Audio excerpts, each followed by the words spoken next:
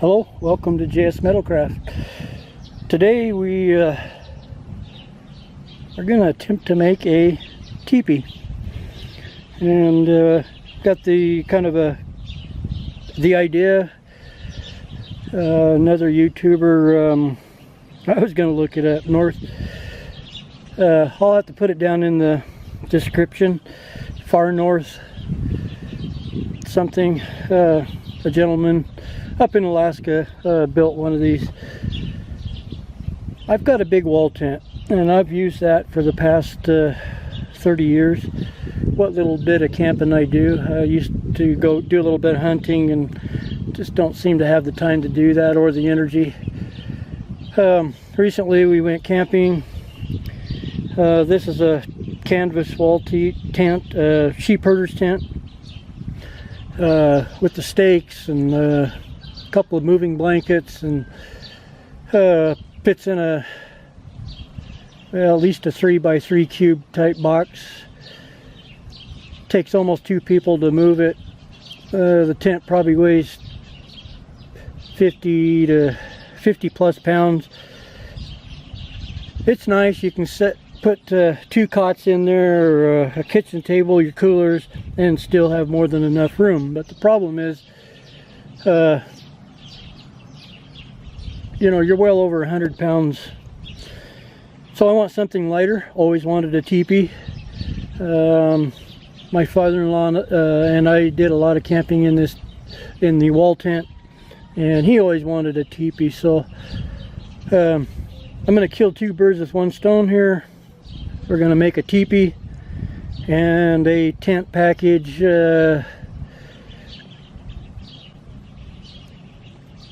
I'm going to say less than 20 pounds. This tarp, I special ordered it.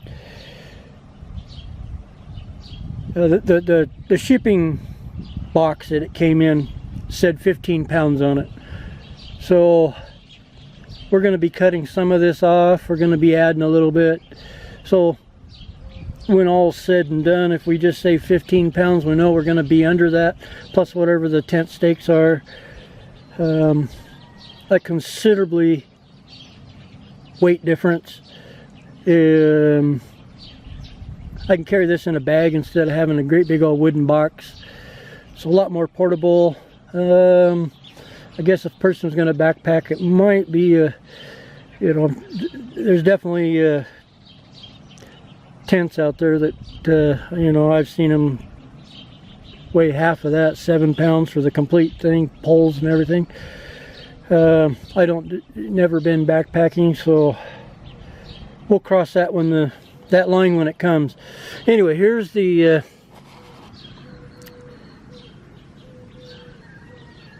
little model that I made. I made up a bunch of them, just playing with how, you know, the different heights and trying to guess or determine what diameter I want. This one's going to be a little bit bigger than that's on the other video. He used a 12x16. This tarp is a 15x20, and I mean, but what I'm measuring from would be the equivalent to a 13x20 tarp. It's going to be slightly shorter than the 20-foot because you've got just a little over 2-inch seam here, and when they measure these, they're the full cut length minus the seam, so you lose 4% or whatever it is. So we'll call it 19.5 foot. It's still going to be the 13 foot in the other direction. So what I did, you can see my little mark there. That's the center of the tarp, and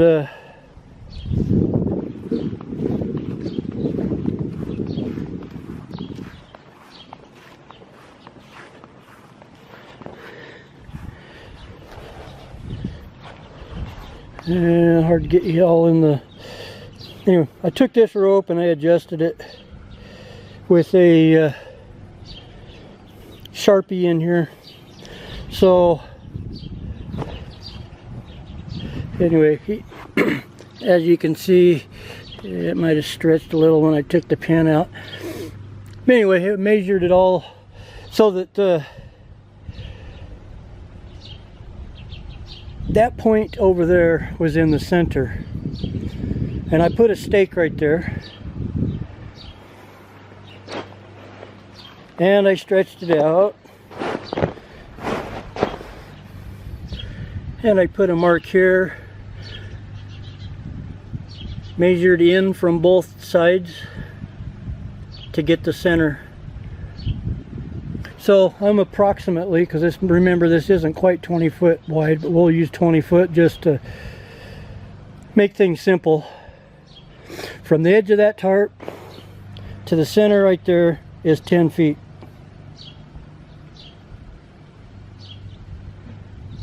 And then of course we're 10 feet here, inside here, and so then we left our marker in there, and right there I've already started to cut before I decided to get the camera out, and you can see our little blue Sharpie line all the way around the tent. There again, it's from that center is a 10 foot radius, 20 foot diameter, and okay, our 13 foot here. So we measured from our initial side that we started from down 13 foot, put a mark, and we stretched that rope out and drew a line back to our pivot point, or that will be the center of the teepee. And we did the same thing over here. So there'll be a I guess you would call it a kind of a pie shaped cutout on this side of the tarp, and this will be the door. So with that, like I say, I've already started to cut this. I don't know what I did with my scissors. I put them in my pocket here. Oh, I didn't. Anyway, once I left them on the step over there. Yeah, the scissors, you just got to push them and they cut through. You don't have to open and close them or anything like that. So real easy to follow that line really close. So we're going to go all the way around and cut this out. Okay, we got her all cut out here.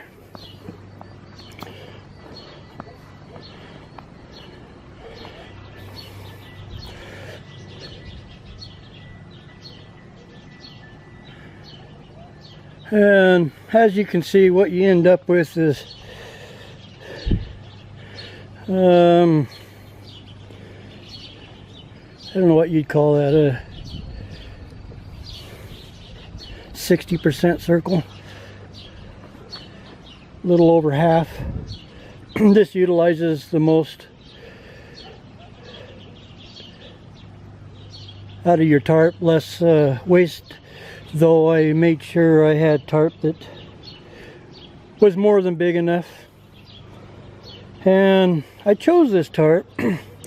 One thing, the outer is going to be this green color. I figured that kind of blends in a little bit better. And the inside is white, and supposedly white a little bit cooler. But my main thing is at night it'll reflect the light a little better. I don't know how well it's going to reflect the heat any, because the idea here is I want to try my luck at hot tenting this winter.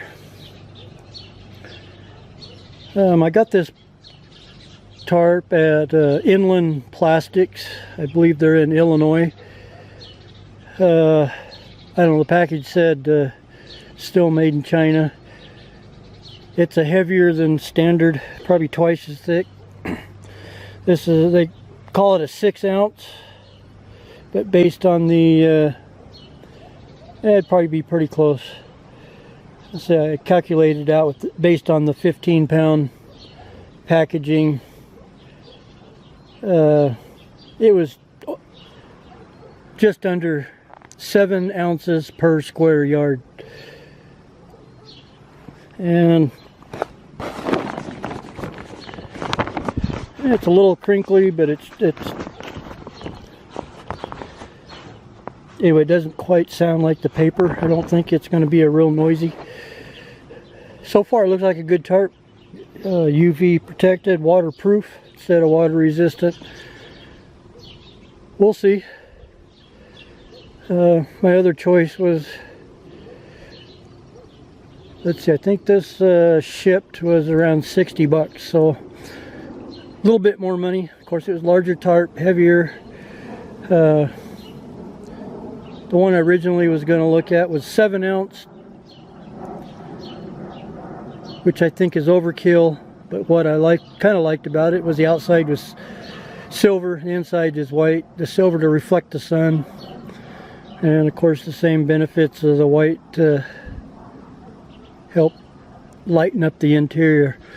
Okay, well, we're gonna starting to get towards sundown here, and we're going to take this in the house, and the next step is going to be well, we'll just show you, I think.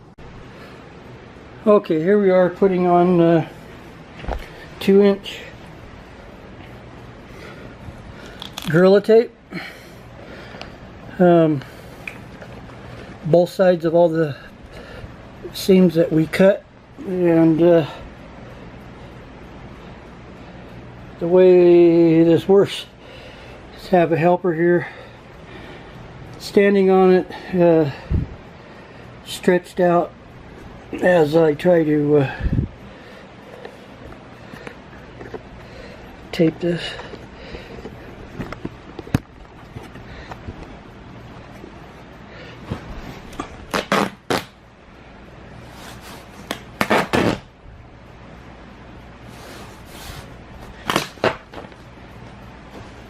And because it's on a curve, you always got to be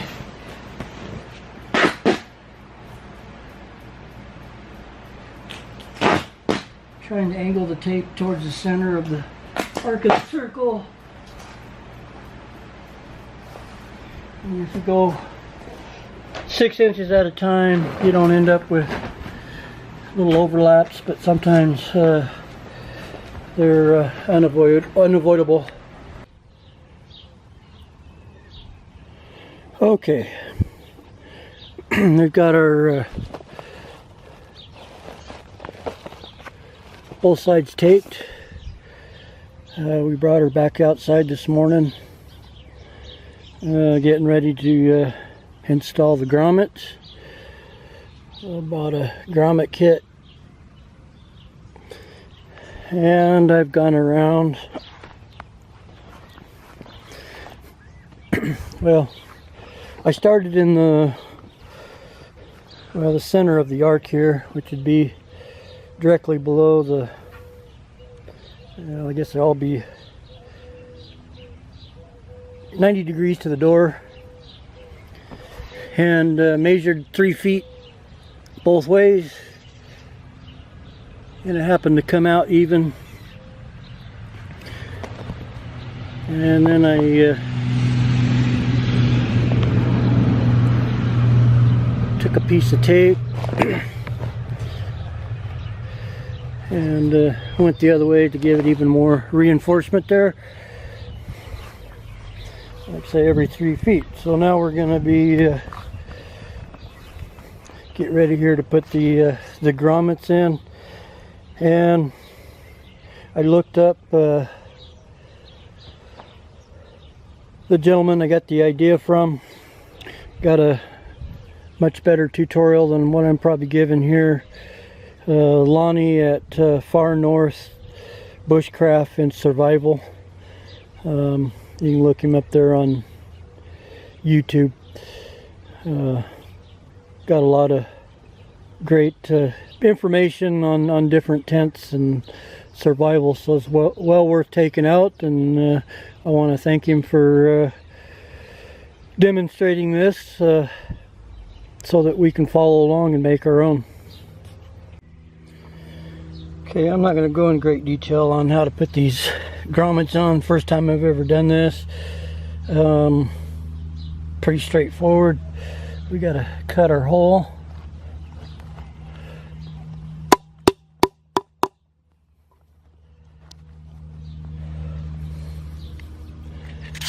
Poke your piece out of there so they don't build up.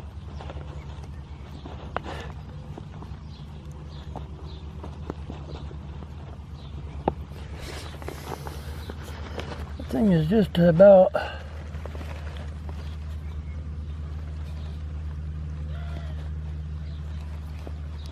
too small for the hole. Stick our grommet base under there, put the washer over it, and a little die fits underneath, and a little forming tool on top.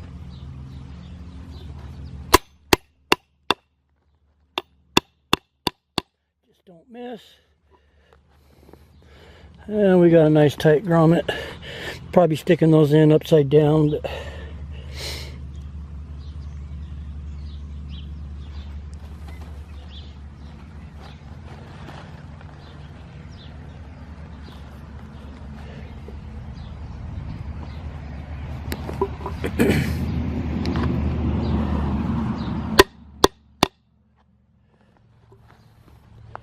get them nice and tight there so they don't work.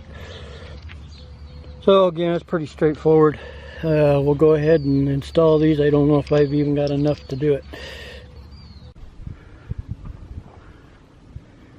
Alright, we got her, finally got her erected here. A little bit of trial and error.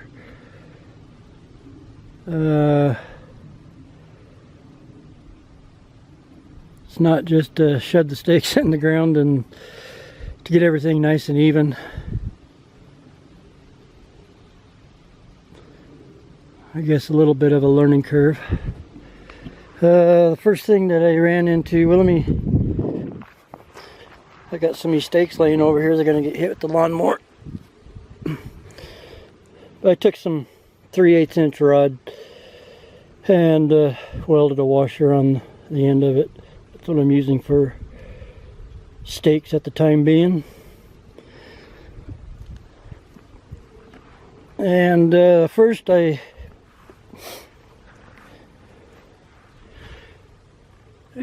reason I use a 3/8 because it fits in that 1/2 inch grommet hole really well. The washer's big enough it won't pull out, and so that's how I originally staked it down, which worked okay. I felt I was losing some space inside, so took some paracord 24 inches long. And maybe you can see on this one, I just tied a square knot on the end.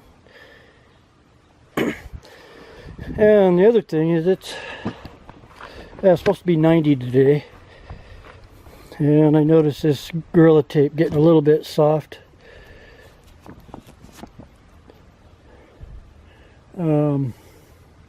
Anyway, it's like a sauna inside here. So I found it's a lot cooler now. Of course, the wind is coming from the backside. If I was setting up at the campsite, I'd want the door facing the wind, unless it's going to be miserable. Maybe having it away cold, I'd probably want it the opposite way.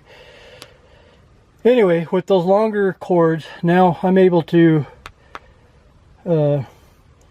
as I bring those stakes inward, I raise my pole and I get a gap all the way around. So in the summertime when it's really hot, having a gap similar to what you see is going to act as a give a little bit of airflow under there. I could probably go up a little bit more. For the pole, I'm not sure that I am 100% happy with it, but I had a expendable, well, it's fiberglass for a pole saw, so I just took the saw end off. The issue I'm having is this clamp isn't, it's marginal. It wants to slip on there. So I don't know if I can fix that, or I do know that it's got to be, or I want it to be somewhat adjustable. Just for the reason that I just showed you, where hot weather you can kind of pull it up off the ground to get a little ventilation. In the wintertime we can lower it just a little, get the apron here flat on the ground like it is right here, so you can throw some snow or pine needles, litter of some sort up against it, kind of block off any cold drafts. And by the way, I measured it, this is a 12-foot diameter, or it came out to be 12 foot, and I didn't measure the top.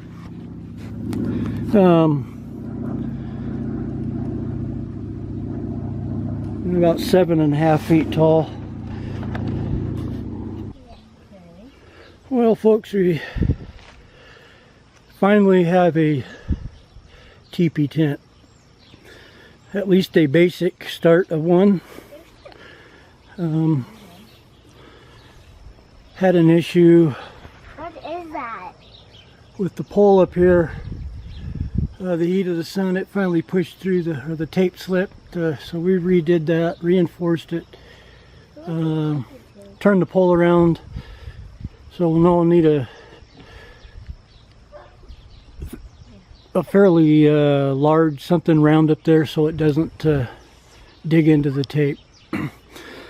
And I don't remember if we showed these tent stakes. I don't have them pushed in there very far, but just 3/8 rod with the washer welded on top. And it just so happens that the door one comes over to here, so what I need to do is build a longer one, weld a washer like 2 inches down from the end, and then another one on top, and you hook your door.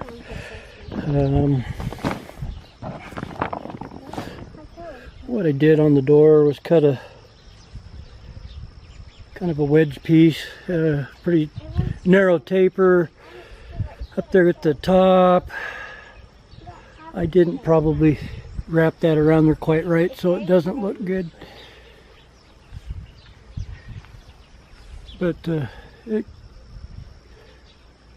keep the rain from dropping down there. Got a customer here, and I threw my bag out.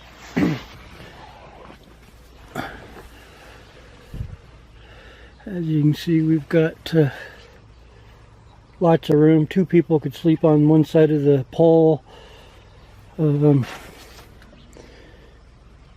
Say a stove over in this area, and you'd have a large area over here. Hi. Hi. For storing gear. And also I know found that by slanting that pole slightly towards the back of the tent, keeps it from wanting to slip off the edge. And that's what happened today. That tape slipped, and it's right on the edge there, and it fell over. And coming out.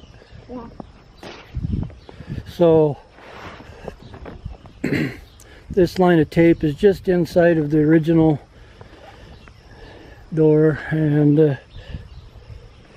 can see we've got a foot of overlap there. I didn't want to get too carried away. And when we set it up, we kept our stakes inward, and as you can see, we have a 3 or 4 inch gap all the way around the bottom for ventilation in hot weather. Of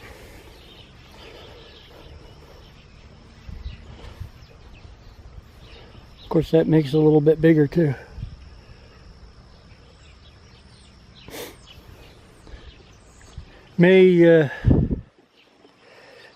I'll leave it up tomorrow. It's supposed to be in the 90s again. I want to test this tape because, you know, there will be times there'll be warmer weather, and just see how hot. I mean, this thing may not be the ideal thing for hot weather. May have to look at a lighter material that breathes a little better, or I'm thinking a vent up there at the top somehow. And so then we're gonna have to be back in the shop, design a stove, and put a stove jack in this for the winter time.